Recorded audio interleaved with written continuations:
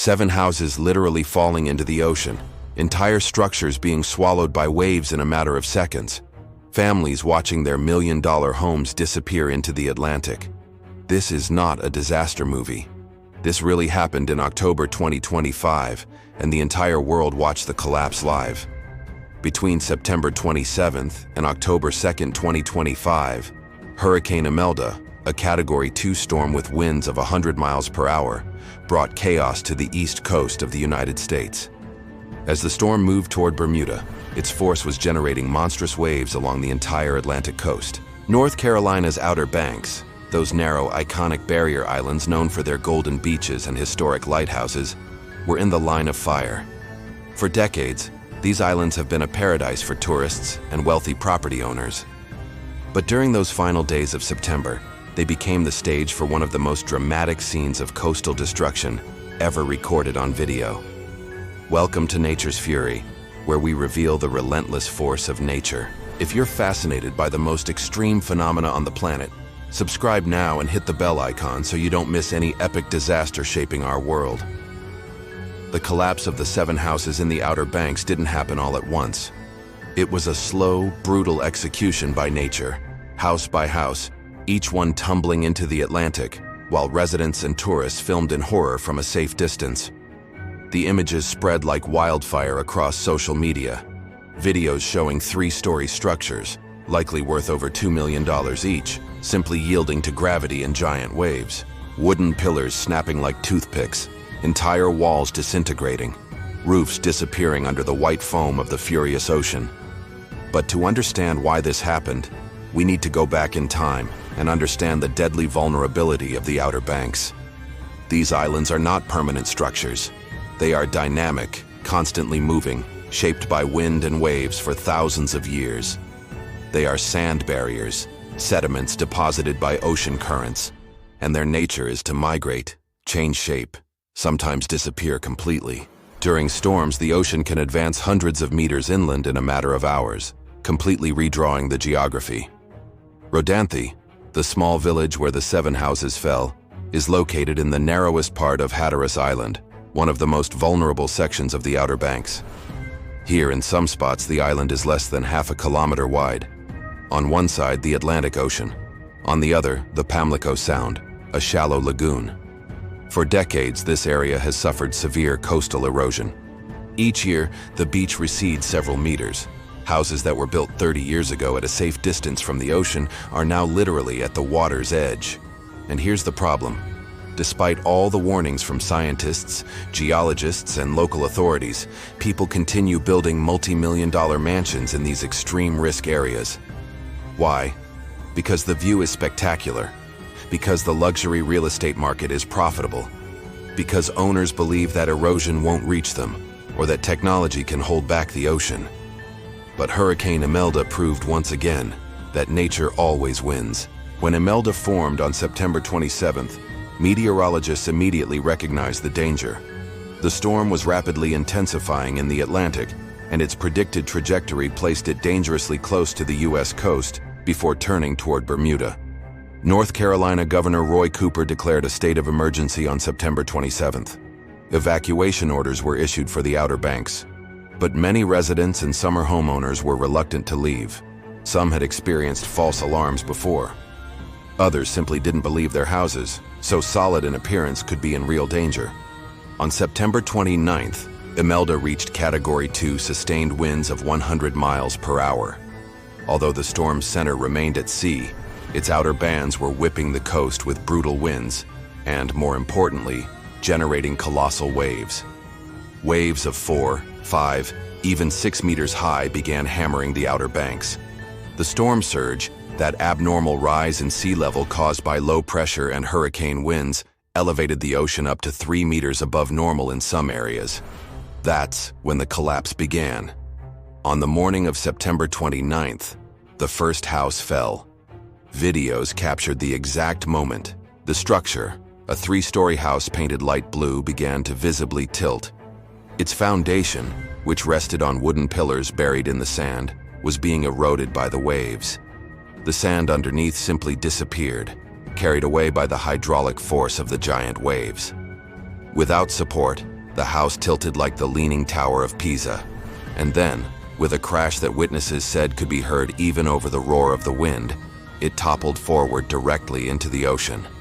The waves immediately began dismantling it, ripping off pieces of wood, windows, furniture.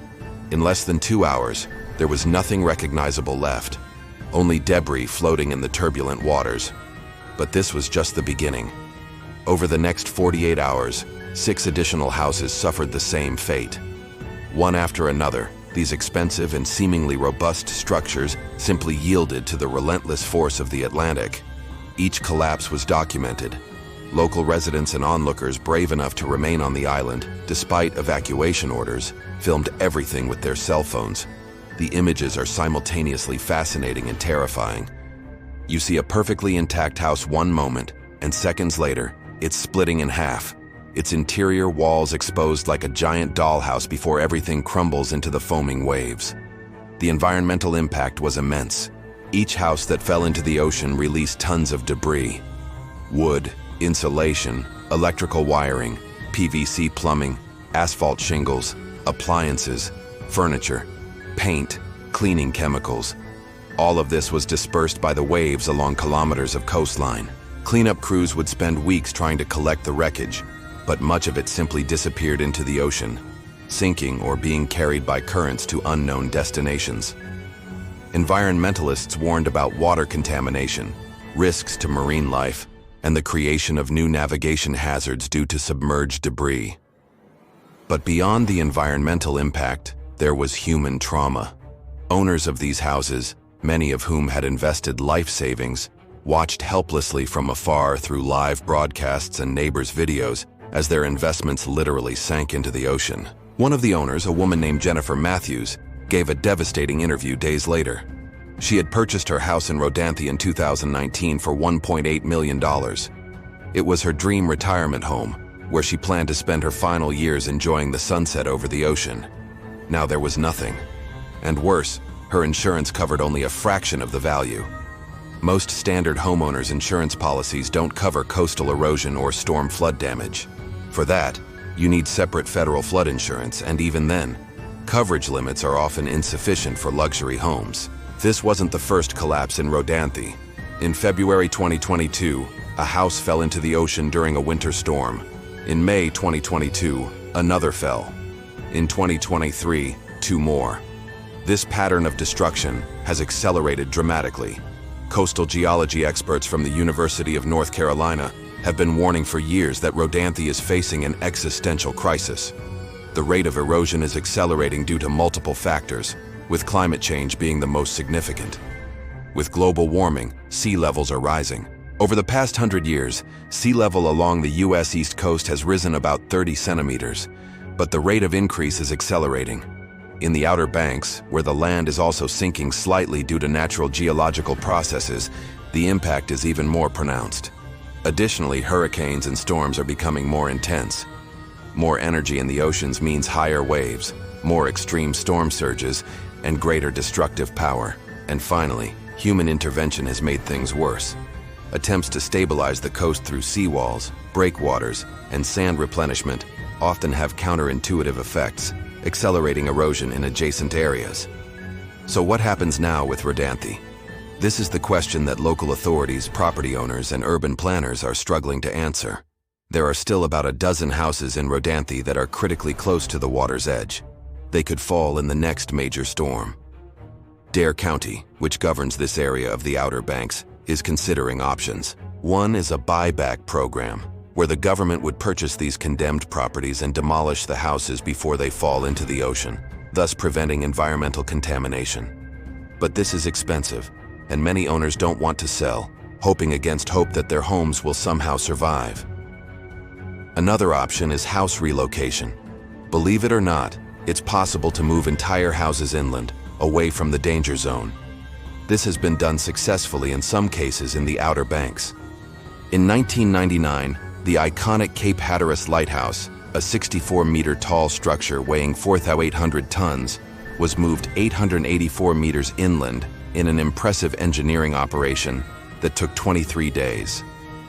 Residential houses are smaller, but still, Moving a 3-story house easily costs hundreds of thousands of dollars. Most owners simply can't afford it, especially after already having lost significant property value due to erosion. The third option, and the most controversial, is simply to do nothing. Let nature take its course. When houses fall, clean up the debris as best as possible, and accept that Rodanthe will eventually cease to exist as a habitable community. This is an idea that few want to accept, but it may be the inevitable reality. The Outer Banks are migrating westward toward the mainland. In a few hundred years, the configuration of these islands will be completely different. Fighting this natural process may be a lost and expensive battle.